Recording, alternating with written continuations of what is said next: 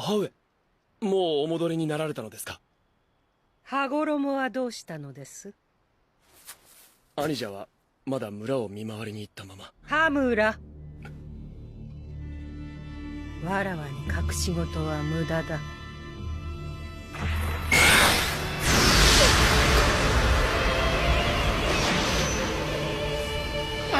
無駄だ。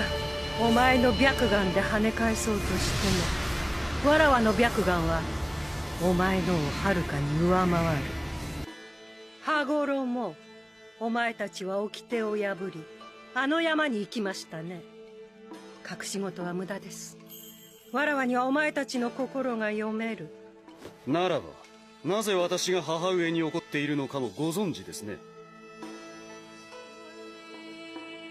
あの娘を愛していたのだな。Quand on pense à Naruto, on pense au shinobi, au jutsu, au combat, aux rivalités entre clans. On pense au Hokage, aux grandes guerres ninja, à la volonté du feu. On pense à la puissance du chakra, à ceux qui ont marqué l'histoire. Mais tout ça n'était qu'une surface. Car derrière les techniques, derrière les lignées, derrière les dojutsu, il existe une origine. Une vérité bien plus ancienne que les shinobi eux-mêmes. Une présence qui dépasse les clans, qui dépasse les villages, qui dépasse même ce monde. Une espèce qui ne combat pas pour protéger un territoire, mais pour récolter la vie elle-même. Les Otsutsuki. Pendant longtemps, ils ont été perçus comme des mythes. Des anomalies dans l'histoire du chakra. Mais en réalité, ils sont à l'origine de tout. Du chakra, les dojutsu. Des pouvoirs que les shinobi considèrent comme ultimes. Le Sharingan, le Byakugan, le Rinnegan. Tout remonte à eux. Et si les shinobi, avec toute leur puissance, n'étaient en réalité que les héritiers d'une force qui les dépasse complètement. Aujourd'hui, on ne va pas parler d'un simple ennemi. On va parler d'une lignée, d'une hiérarchie, d'une espèce qui traverse les dimensions pour cultiver les mondes.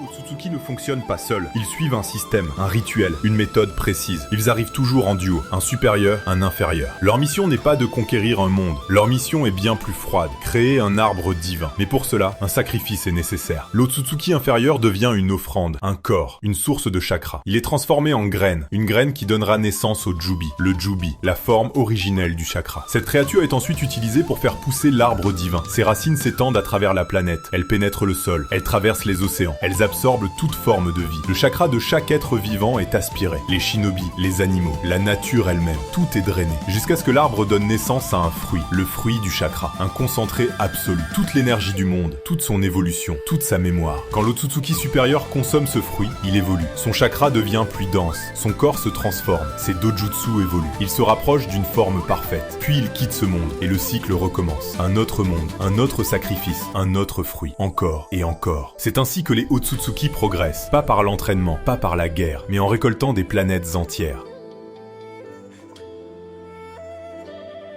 Mais il y a un aspect encore plus fascinant. Les Otsutsuki ne meurent pas vraiment. Même lorsqu'ils sont vaincus, ils laissent quelque chose derrière eux. Une trace. Le Kama. Ce n'est pas un simple saut, ce n'est pas une technique classique. C'est une forme de transmission, une compression complète de leur être. Leur corps, leur esprit, leur chakra, leur mémoire. Tout est conservé dans un hôte. Un réceptacle, un humain. Le Kama évolue lentement. Il se développe comme un processus naturel, comme une transformation. Progressivement, l'hôte change. Son corps s'adapte, son chakra évolue. Jusqu'à atteindre un point où une nouvelle existence peut émerger. L'Otsutsuki ne revient pas simplement, il se reconstruit à travers un autre être. Ce qui change complètement notre compréhension de la mort. Pour eux, ce n'est pas une fin, c'est une transition, un passage d'un état à un autre. Et d'une certaine manière, ce principe fait écho à ce que les shinobi ont toujours cherché, transmettre leur volonté, leur puissance, leur héritage. Mais les Otsutsuki vont plus loin. Ils ne transmettent pas seulement une idée, ils transmettent leur existence elle-même. Une forme de continuité, une présence capable de traverser le temps et les générations.